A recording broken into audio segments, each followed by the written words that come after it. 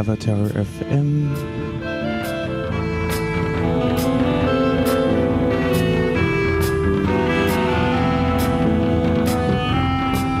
Live from the CPDP conference here in Brussels.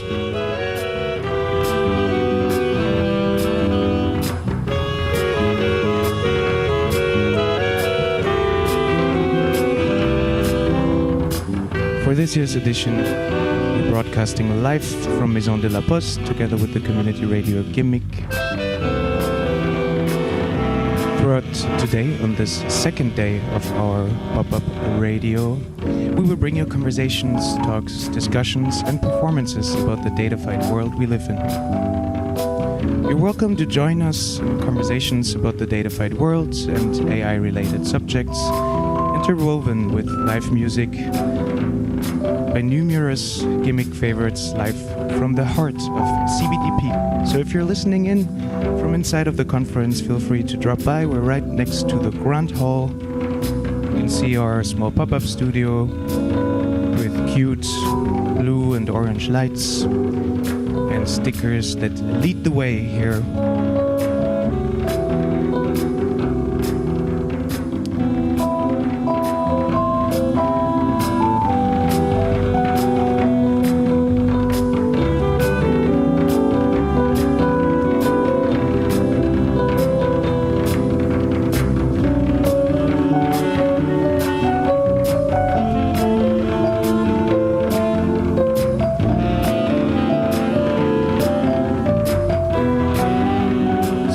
To the easing in part, which we have on every day in the morning. I'm just going to run through the schedule, what we have today.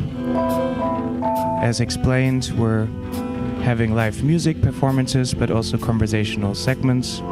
For the first hour now, we're going to dive into a beautiful digital detox meditation. After, we're going to deconstruct what actually means cloud and cloud control together with Cecilia Rikap, who's going to join us here. At 1, we're going to listen to some live coding by Alina Rov, which is really exciting. At 2, we will welcome Project Sentiment for a 2-hour content block exploring the worlds of artistic research, feelings, intimacy, and the relation to us. After, at 4, we will welcome another DJ. At 5, we're going to dive into our last topic segment, which will be about spyware, together with Mia Vibrandowska and Laurie Rousset. At 5:30, we will cover the danger of chatbots and image-generated abuse, together with Marie Zeck and Julie Lübke. And afterwards, to finish off the day, we're going to talk about dependency and autonomy, what digital sovereignty means in practice, together with Jonathan Ruczynski, Joel Baumann, and Christian Gemin. So for now, ease in together with us. Lay back if you're listening online, if you have it on your ears, wherever you're listening, also at the conference. Find a cozy place, because we're going to dive into our beautiful digital detox meditation.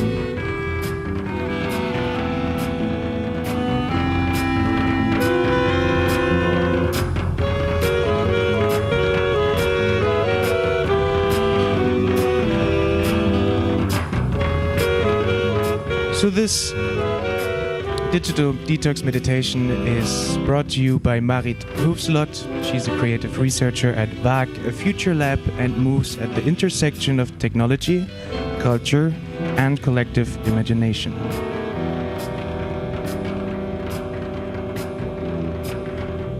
With a background in philosophy of technology, Marit designs workshops, public programs, and collaborative formats that explore how technological systems shape and can be reshaped by social values. Her curiosity often takes material shape through hands-on exploration, whether in ceramics, fiber arts, or digital fabrication, treating making as a way of thinking. In the Code program that she's now part of, she's researching how queer collectives can maintain their digital agency on and off big tech platforms. So this digital detox meditation was developed for a Museumnacht event at WAG Future Lab in 2024. And they wanted to raise awareness about the relationship that many people have with their digital devices. I think we can all relate there, as if they are extensions of our physical, mental, and emotional bodies. And for many people, this kind of relationship has turned into an addiction that they cannot cut out of their lives. In the meditation, they satirically offer help with reframing this addictive relationship without placing the blame or guilt on the user, since the devices and applications are designed to be addictive. So for now, listen back, lean back, enjoy, and have fun with this digital detox meditation. You're listening to Avatar FM. Hear you in a bit.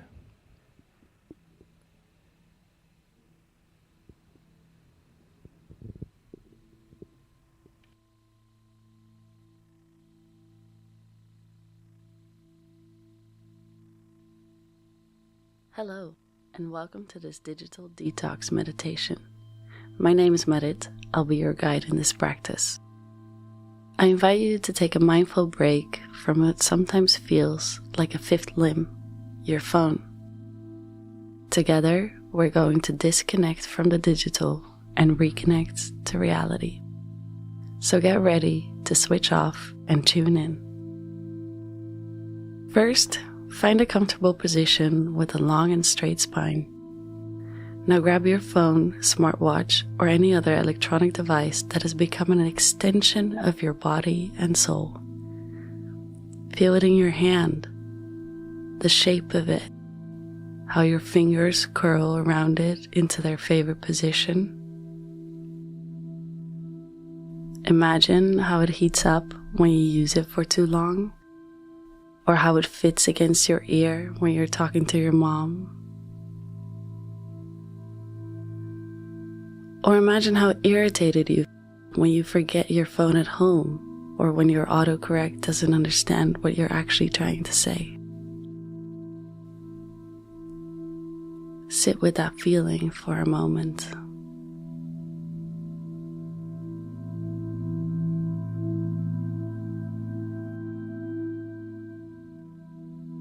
Now imagine setting your phone on Do Not Disturb and placing it in front of you, just out of reach. Don't worry, you don't have to turn it off. Just take a deep breath in and say goodbye. Just for a little while, you're going to be okay.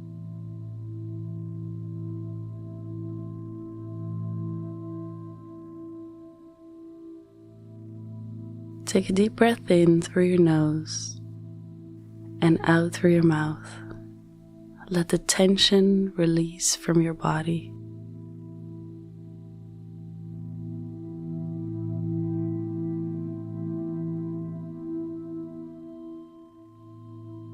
Let's begin by bringing our attention to our spine.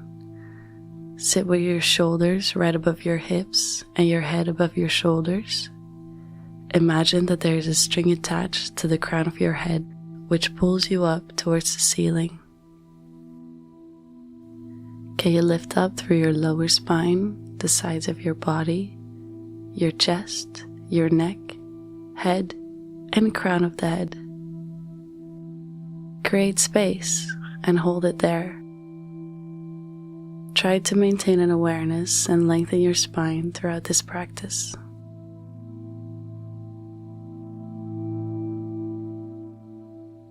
Now bring your attention to your shoulders.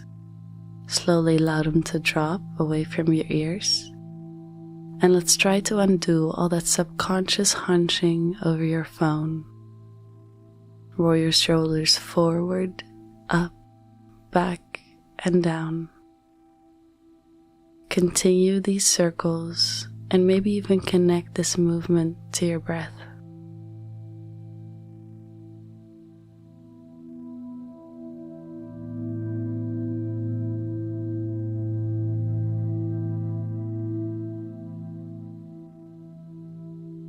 reverse the movement in your own rhythm.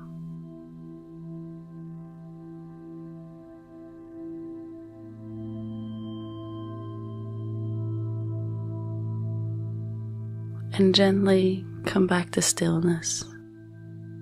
Now roll your neck in a slow and conscious circle. Feel where the tension has built up and try to release it. Change direction.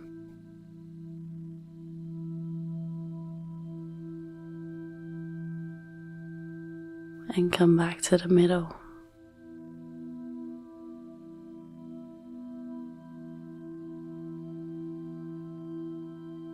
Now interlace your fingers and start making circles with your wrists. Maybe make a figure 8 to stretch out your forearm muscles and fight off that carpal tunnel syndrome.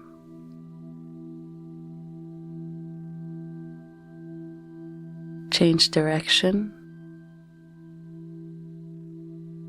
and release. Flick your fingers as if you're trying to shake up some droplets of water. Try to remind your brain that your fingers can do other things than just scrolling or typing. Continue flicking, maybe a bit stronger and faster, and let it go. We're now going to do a seated variation of the cat-cow movement. On a breath in, bring your arms in front of your body in your most shrimp-like scrolling pose. Stretch all the way into the back of the rib cage. Then breathe out, bring your arms backwards, open your chest, tilt your head up, and stretch through the entire front of the rib cage. Breathe in, get sucked into the scroll, and breathe out to release the tension and your attachment to your phone. Inhale, scroll. Exhale, release. Do this 3 more times in your own rhythm.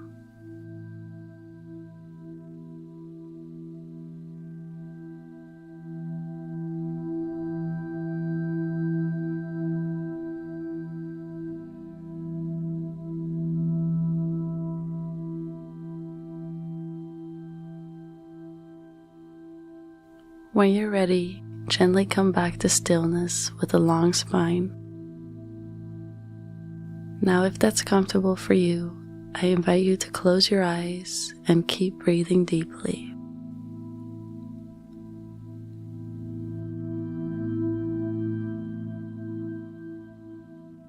Let's bring our attention to the mind, the part of us that's often wired like a Wi-Fi router, desperately seeking signal. Constantly refreshing, scrolling, updating, like we're always waiting for something important to load, but all we get are push notifications and cookie pop-ups. But right now, in this moment, we're disconnecting from the notifications, the trends, TikToks, and yes, even those urgent NOS push alerts about all that's wrong in the world. All of that can wait.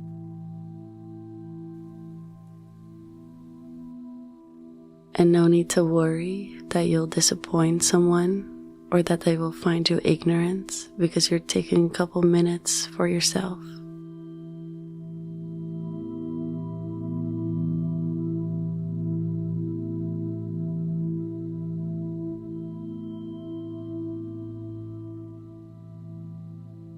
As you breathe in, feel the air flow in slowly, and as you exhale, release the need to check any devices.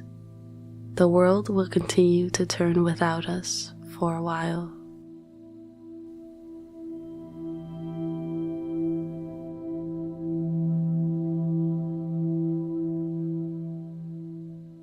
Breathe in and feel the space grow between you and your phone. Breathe out and let go of the urge to refresh your feed. Now take this moment to notice how it feels to not be constantly tethered to a device. This is a moment for you, for your body, your mind, your nervous system.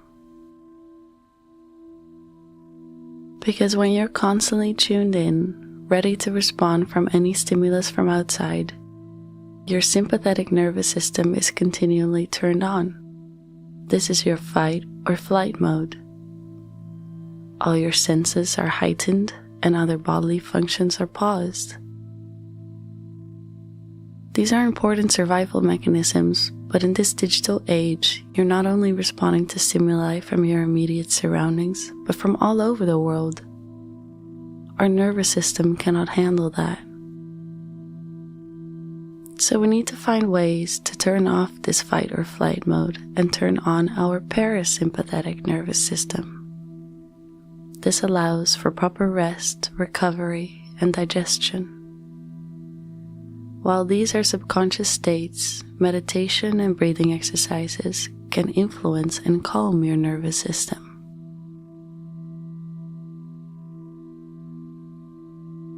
So take this moment to think of a couple stimuli that turn on this fight or flight mode for you.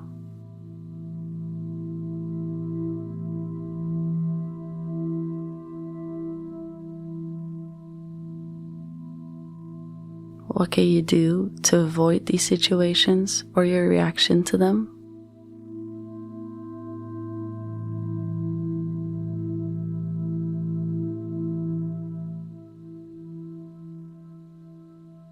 And what are a couple of activities or situations in which you feel your parasympathetic nervous system activating? When do you feel at rest? Does reading a book, crafting, or a mindful walk do that for you?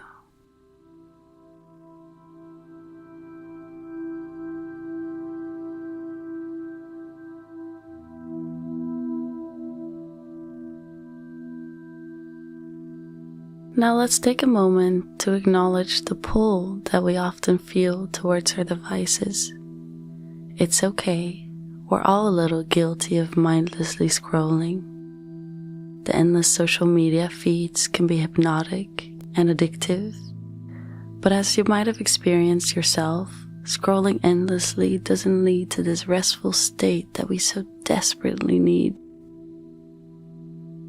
And perhaps you've tried to limit your online time just to get sucked back in. That's exactly how these apps have been designed, and it's not something that you should feel guilty about. So take a deep breath in and release any sense of guilt that you might feel.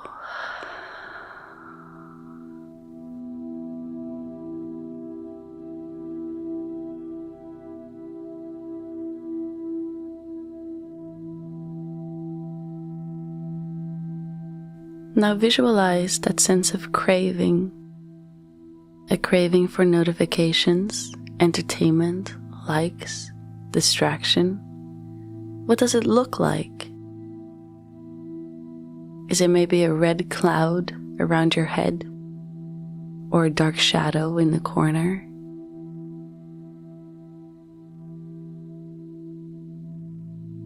On an inhale, allow that visual to settle in, and exhale, blow it away.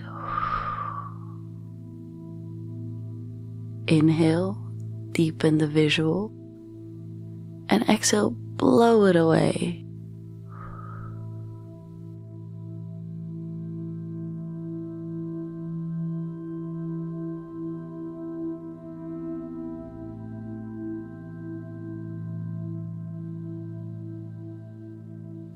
We'll now practice the breathing technique called Nadi Shodhana, meaning alternating nostril breathing. This is a great exercise to downregulate your nervous system, get out of that fight or flight mode, and simultaneously to practice movements with your fingers that do not involve swiping or typing.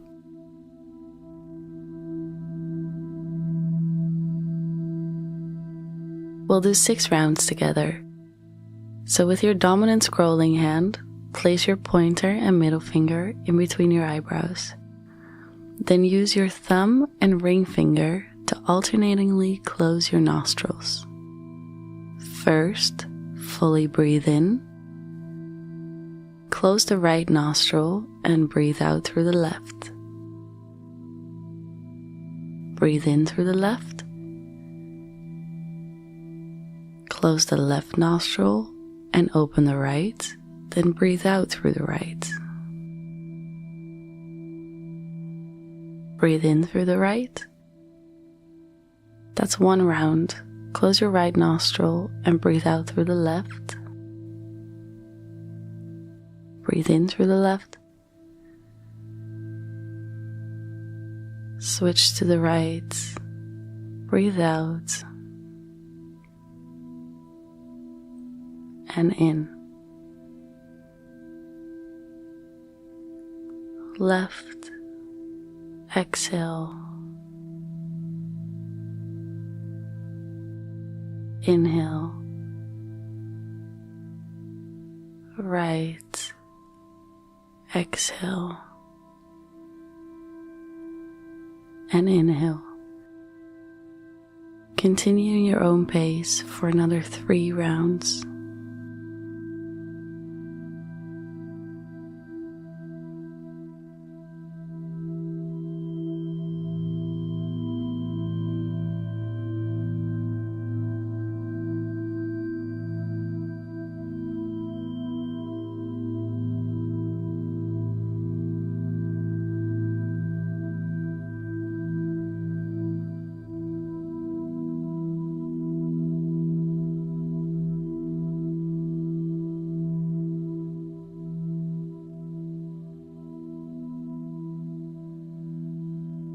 When you're ready, gently release your arms back into your lap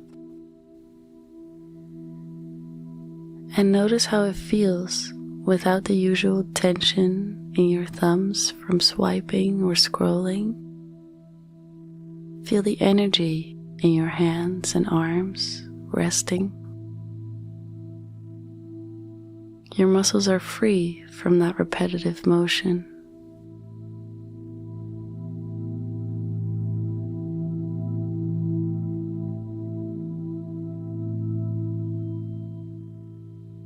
As you continue to breathe, I want you to imagine what life could look like when you're not glued to your screen. Imagine connecting more deeply with the present moment.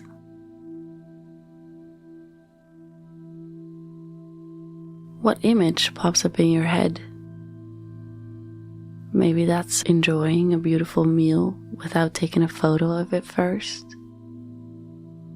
Or talking to someone without glancing down at your phone mid-conversation. You know, what life used to look like in 2010.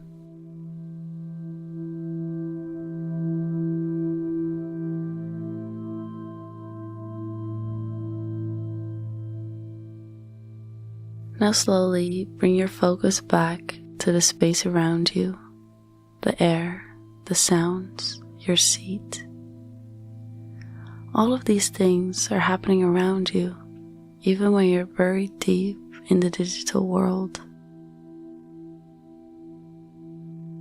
How often do we overlook these details because we're looking at our ex's ex on Instagram?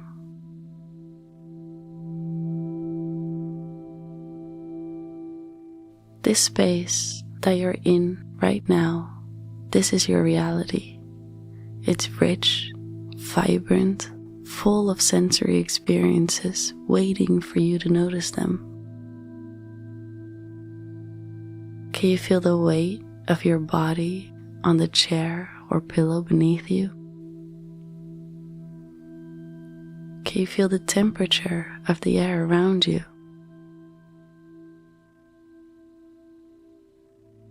Take a moment to connect to that.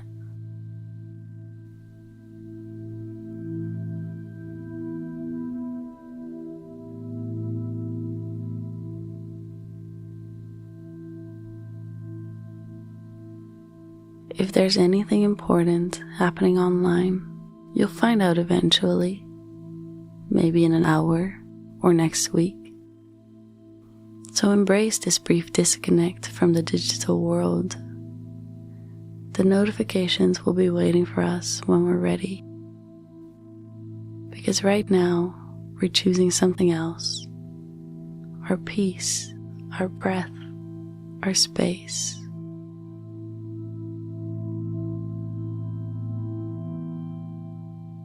Inhaling slowly, feel your lungs expand. And exhaling, let go of the attachment to the digital world. Notice the ease in your body, in your mind, when there's nothing buzzing, beeping, or pinging for your attention. You're free in this moment.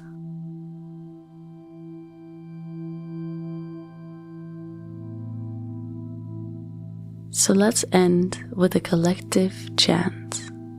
First, create an X shape with your forearms in front of your heart, your palms facing towards the outside, and your fingers pointing towards the ceiling. This is called Svasti Mudra, the gesture of well-being, which shields your aura, creating a boundary for protection from negative energy. With this protection in place, we will chant "No Phone" 3 times. First, a cleansing breath in, and sigh it out. Take a deep breath in to chant. No phone. In. No phone. Last time. No phone.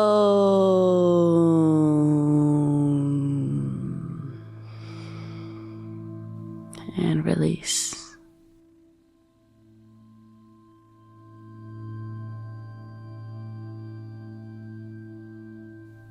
Before we return to the world around us, I invite you to decide for yourself when and how you're going to reconnect with your phone. Maybe you pick it up right after this meditation, or maybe you lay it to rest for a little while longer. You are in charge. Now place your hands in Anjali Mudra, prayer position, in between your eyebrows. Thank yourself for taking this time. You've allowed yourself to tune in and switch off.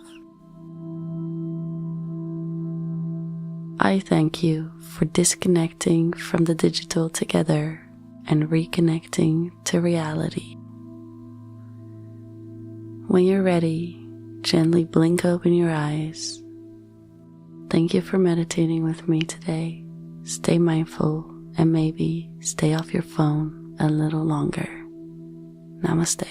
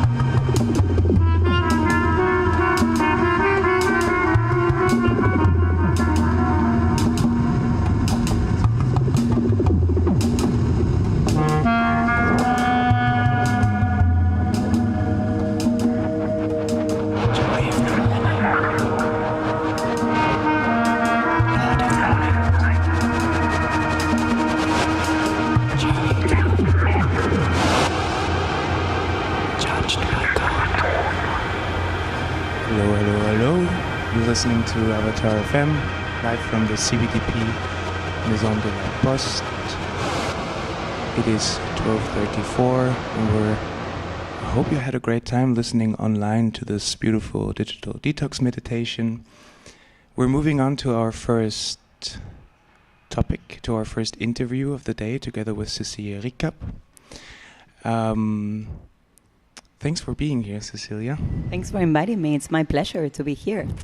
So we're going to talk about, I named this, or I framed this talk, Deconstructing Cloud Control and Cloud Power Structures, Corporate Power in the Age of AI and Cloud. And I'm going to introduce you shortly. Then you can elaborate a little bit about this. So Cecilia is an associate professor in political economy and the head of research at the Institute for Innovation and Public Purposes at UCL London. And what we're going to also focus on today is her latest book, The Rulers, Corporate Power in the Age of AI and the Cloud, which is coming out later this year. And together, I hope that we can bring a little bit more sense into the complex world of cloud, AI, and corporate power. So hi again, Cecilia. I think, I would love to start somewhere, a little bit more about your research yourself. So if you could please introduce yourself a little bit more, your research and your focus area, that would be nice. Thank you. Absolutely. I think that not so long ago, actually, a journalist started an interview telling me, "You're an economist, but you don't look like an economist." And I think this can actually define myself, because indeed I have a background in economics. I do economics, but from a critical standpoint, which means many things. It means introducing issues of power at the heart of the discussions that I'm looking at. It also means connecting market dynamics to production dynamics. So looking, for instance, if we are focusing on the case of tech, looking at who is producing the algorithms, not only how algorithms are adopted and used, or who is producing the data, who's cleaning the data, monetizing it, who controls the data centers. All this is also part of thinking of production and markets as interconnected and as interconnected among each other. So another big area of my research, I would say, concerns mapping networks. Networks of co-production of knowledge, networks of co-production of value, and how power is exercised in this network. So typically we're used to think of market power, one company in a market, and whether it abuses or not its power position.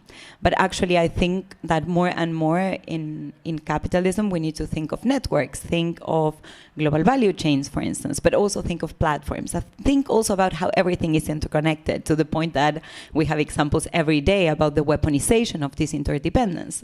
Latest one, perhaps the Strait of Hormuz. A bit far to some extent from the discussions of tech, but also more and more connected because of their dependence on energy. So I think that this is one big angle of where my research stands in comparison to other colleagues coming from similar disciplines. And also because of that econ background, coupled with the fact that I've been also trained in science and technology studies. I have some background in politics, in philosophy. I try to grasp as much as possible from different disciplines and work as interdisciplinary as possible. And I think this also makes me a peculiar economist, or a peculiar person in the world discussing tech, because I combine these two worlds, the economic analysis with this sense of building networks, understanding power, and also thinking of knowledge as never neutral, which means innovation is never neutral but political. Not only in how we use it, but also, again, in the decisions that are made when it is being produced. Yeah, thank you. Well, I think you raised this point about interconnected networks, and it's quite hard to understand how interconnected they are. It's a network, it's a web, with many different nodes that each of them need very much time and dedication to be able to really understand. So, but I'd like before, because I want to get a little bit more clearness into this, but I'd like to take a step back maybe.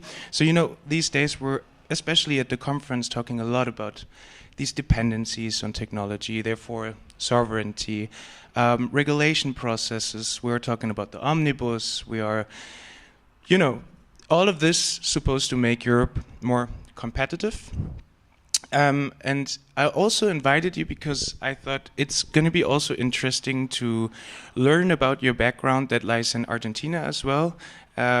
So what's your point of this development here in Europe when you look at it from this perspective? Does it help you being a scholar, writing, well, also reading with a different perspective and lens? How does it affect your work?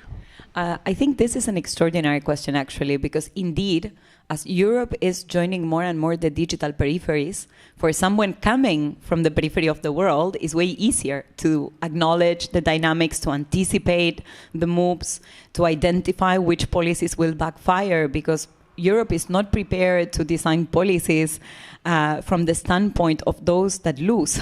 It's prepared to design the policies that come from a core country with degrees of freedom. Of course, we were talking about networks and networks of networks and how everything is interconnected. This means that no single country can decide everything completely unilaterally, not even those that today sit at the core of digital capitalism, which more and more basically means capitalism at the same time, which are the US and China.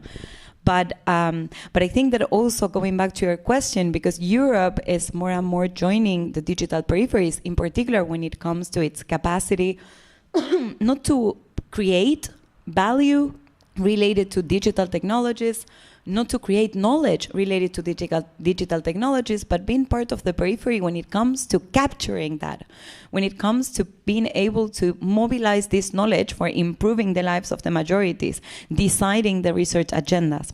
So it's important when we think of this dynamic of core and periphery, which actually comes from dependency theory, which are frameworks that were developed mainly by authors from Latin America and Africa, with some others that have done similar analysis with the world systems theory, for instance, but originally all this analysis of the world, the split between the winners and the losers, and how also we can zoom and say, okay, what's the core or the center in Europe? Is it Germany? Is it France? Are they the two together? Is it Belgium and the periphery of Europe, Eastern Europe? So these concepts are very these two concepts together are very useful for understanding power dynamics, and I would argue very useful not only for understanding them in terms of the new role of Europe in the world economy, but also for understanding the role of specific actors, because we can also translate this framework of core and peripheries to think of corporations sitting at the core, US, Chinese big tech companies, as being actors that they have a lot of agency vis-a-vis the US government or the Chinese government. Of course, again, they are I often say that they are in a tight coalition, but being in a coalition, being an ally of another powerful actor doesn't mean that you do everything the other actor wants. It means that you are negotiating constantly. Sometimes you make easy agreements, you arrive at them without any problem. Sometimes you're in conflict. So these frameworks that come that for me were part of my training as an undergrad in economics in Argentina have represented, I think, an advantage to some extent for me when it comes to understanding the dynamics here in Europe, but also the dynamics, as I was saying, for instance, between large companies, concentrated power, and startups or other types of companies. Even also to understand in the dependency theory, there is also this concept of complicit actors. So dependency is not only explained by the oppression that the core exercise on the periphery, but also because in the periphery there are complicit actors that prefer to reinforce their development instead of contributing to an alternative for those peripheries. And when this framework was introduced, they were typically talking about not only the political right, but also the primary sector oligarchy. So the concentrated capital of the primary sector, because we are speaking of countries that were mainly primary producers. Today, we also need to add into the complicit actors the role of large tech companies from Latin America, from Africa, even also from Europe, SAP became one of the largest companies in market capitalization when it decided that it was going to start offering its software as a service, its ERP as a service on Amazon, Microsoft, and Google Cloud. So for these companies, there is a big trade-off because their benefits are, of course, they are dependent. Of course, they end up subordinated, and they have, to some extent, lost their technological autonomy vis-a-vis big tech companies, but at the same time, that has been a strategic decision for the companies because it has enabled them to profit more. So yeah, so I think that I was benefited, if you want, by where I come from, or more precisely by what I was taught at my undergrad, which probably is not what young students in Argentina are learning these days, because also the content of the curricula changes a lot, and the power of right-wing ideas, and in particular of mainstream econ in the undergrad degrees, has transformed significantly the undergrad degree in economics from the one that I have and I studied, let's say, 15 years ago, a bit more. Thank you. Well, I think that really paved the way then, to start there, and then we're gonna make a big jump now to the book that's gonna be published this summer, which is called The Rulers. But before, well, you write about AI and cloud, and those are really dominant topics these days when we talk about technology. And these new technologies are, as you say, also not really being built in favor of the people, for society. So we'll talk about big tech that is controlling these technologies. And so there's one review of your book, which I for an explanation, it says, people review your book saying you reveal how big tech's control of the cloud and AI value chains enables them to capture knowledge and data across entire production networks. You force us to rethink what power actually means in the 21st century. So I was just wondering, what's an AI value chain? How does the cloud come about there? You talked about SAP, we can dive into that later, how this kind of dependency, together with the cloud, these companies globally are dependent on two major countries with that certain power. But how does this AI value chain actually look like? Absolutely. And here usually when someone is just a user, what you see is the interface. You see only some examples of interfaces, because people these days associate AI with generative AI, which is a particular type of advanced statistics model that is not the only one that can be bundled in this group of AI models, and being more accurate is one among the many machine learning models. These models have a specific characteristic that is very important to highlight, at least for me from an econ perspective, which is that the more we use them, the more we ask them things, the more data they are fed with, the better they get. From an economics perspective, it means that these are means of production that appreciate instead of depreciating with the use. It's not like, let's say, a machine that we use it, and then one day is useless because we've exhausted its capacity to produce or create value. The algorithms, in particular these machine learning ones, is the other way around.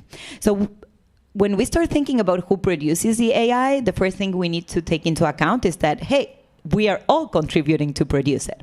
So when we are using ChatGPT, Claude, you name it, we are asking questions, we are feeding the algorithm with data, we are improving the algorithm. But who was there before the interface was released? And here we have, we need to think, for instance, I usually compare the production of AI with a cake recipe, because I like baking. Probably is because of that. But we have different ingredients. So we need the algorithm, which means we need advanced mathematics. And here we are directly talking about the AI scientists, the AI engineers that are working collectively to design the algorithms. They come not only from the big tech companies, but also, as I show in my research, they come from universities, public research organizations, startup companies, and so on. Then we also need, of course, data. And this data that is produced collectively also needs to be cleaned, tagged depending on the way in which the data will be used for training, what are the specific routinary tasks that will need to be done to get the data sets ready. And there, again, it's not just us creating the data sets online, for instance, but also a lot of micro tasks, a lot of people that are hired just for each of the micro tasks of cleaning, labeling, and so on, usually concentrated in peripheral parts of the world. There is research, for instance, on Madagascar. There is research on other parts of Africa, Latin America, that show how this tagging concentrates a lot in these parts of the world. But then there is another ingredient in our recipe. So we need the data set, we need the algorithm, the model, but we also need the digital infrastructure. As much as these companies, the leading corporations of today, not only big tech, but also others like big pharma, lead because they concentrate, they capture systematically intangibles, data, knowledge, monopolized narratives. All this is not on the vacuum. It's not just there on the air, but really has a material side. And this material side are all the different types of digital infrastructures, in particular data centers. So when we think about the AI value chain, we need to take into account all these different parts of the production of this cake that ends up being the AI model, and who controls what, and who is capable by controlling different spaces, different parts, different segments, to set the rules, to decide how AI is produced. What are the research questions that matter to code the algorithm? What's the type of data that will be used?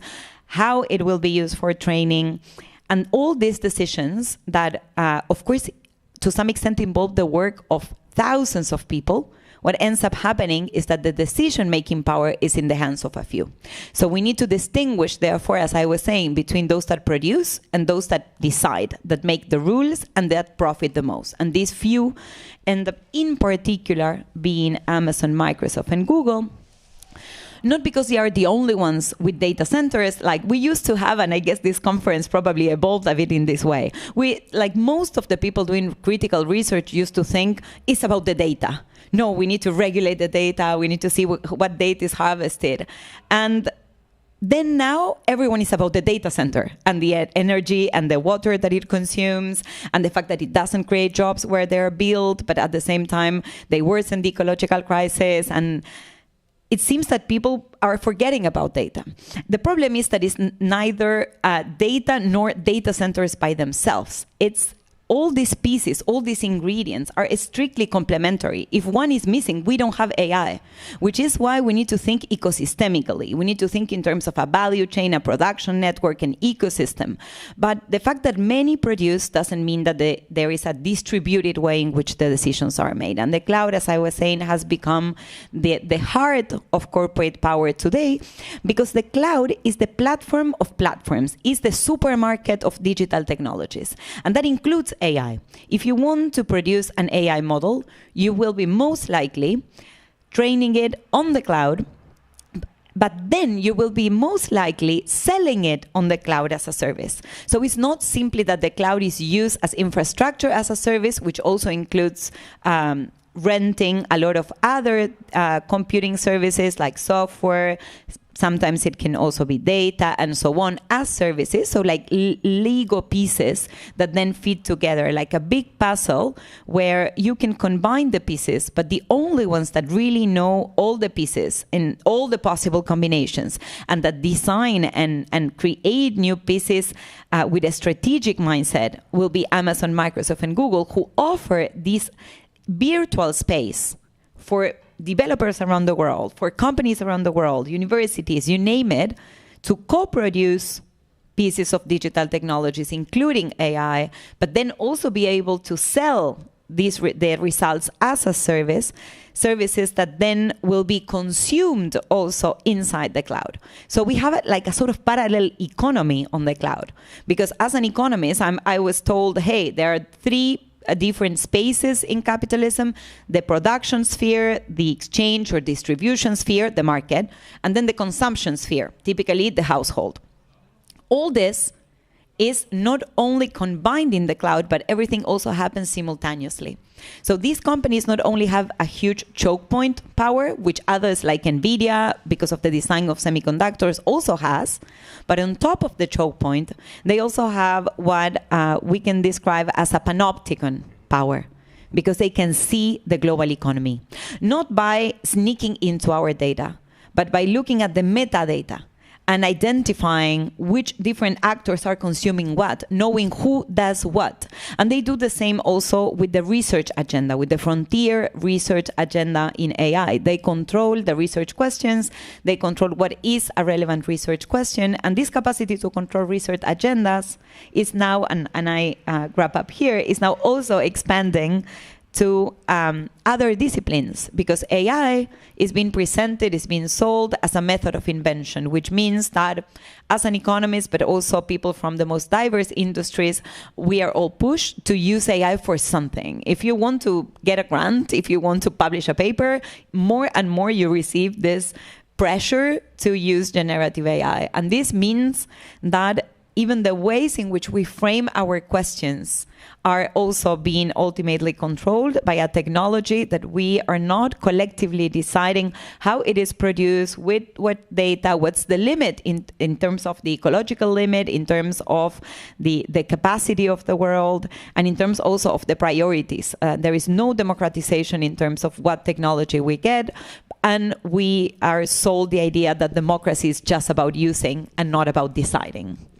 I think I sometimes have this metaphor in my head where I have this picture of the offline world, where I then think, I just walk down the street, but then comparing it to the digital world, with everything you just said, it feels like everything, like maybe everyone I talk to, everything I do, it might be controlled in some way, but just it is being steered into certain directions, and makes it a little bit scary to think about this, but also quite interesting. And you said it's not really being democratized in that sense, right? So also, to wrap it up here, just because we also have our schedule, but I could talk on for hours, I think now. But you also draw this counter narrative then about the democratization of this whole process. I should ask you to keep it a little bit shorter, but please draw this picture for me, and please, enlighten me about this counter narrative you have there. So I think that when we are talking about building alternatives, and in particular building alternatives that are sovereign for people and that respect planetary boundaries, we are not talking here of techno-solutionism or techno-nationalisms. It's not about saying everything needs to be produced inside Europe, or let's just give everything to SAP or Siemens, a European company, and they will take care of it in a better way, or we will be able to regulate them better. It's about understanding that certain parts of this value chain, of this ecosystem, have a natural tendency, because of the design, to concentration. And to concentration in a way in which everyone is contributing to it. If we are all contributing to make foundational models better, they should be governed as a digital commons. And to govern something as a digital commons, we cannot just hope for the best that a company will help us doing it. We already have, even if they are imperfect, we already have institutions that need to be made accountable for opening up these spaces and creating these digital commons, and these are states. So I think that the role of the state is not to let's stop giving all the control to a few companies and let's give it to the government that now is in the administration of this or that country. No, I think that what they must do is create the institutions that can govern parts of this technology as a digital commons. And to start doing that, they themselves need to decouple from big tech. The European Union, the Belgian government, you name it, they cannot regulate these companies if they are themselves dependent on them for their everyday operations, for hospitals, for schools, and even for defense technology. Thank you very much. I would have so many further questions, but also examples now that come to my mind. But we're running out of time. We're now going over to a live set by Alina Ruff. But thank you very much, Cecilia, for being here. That was quite the insightful talk and about the rulers about this world and of cloud and AI. We'll talk a little bit more after this now, but. Yeah, thank you very much. Thanks for having me. Of course. So we'll continue now in a bit, in 2 minutes actually, with Alina Orov. So yeah, stay tuned for this live coding set. If you're listening in from the conference, you can join and lay back here and watch this performance. Quite interesting. You can also see it from the outside as we set up a screen where you can see that. And for now, we're going to listen to some music. Hear you back in a bit. At 2, we're going to have the Project Sentiment here from the University of Kassel, who are going to talk about intimacy and human technology relationships. Enjoy. A whispered remark changed a girl's life.